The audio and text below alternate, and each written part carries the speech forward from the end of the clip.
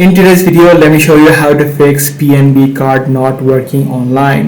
Now, the most common cause of this issue is that the e-commerce or the online transaction is not yet toggled on within the application. So all you need to do is open up the application of PNB Digital application, head over to card management and select your debit or credit card, and then you'll be able to see the option called online transaction or e-commerce. You simply need to toggle this option on. As soon as you do that, you should be able to solve this issue. But however, if this is not the case for you, you'll also need to check if your card is temporarily blocked, which should also be visible under the card management.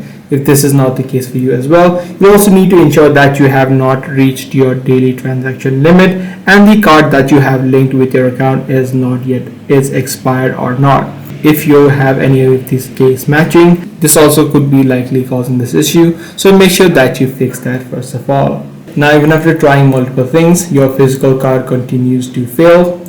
This could likely be happening due to a system glitch. So in this situation, what you can do is link a electronic wallet such as Gcash or Maya, or you pay via the PNB internet banking. So in the meantime, while the system glitch is not solved, you can use one of these methods. So that's pretty much all there is to it. If this video was helpful to you, be sure to subscribe.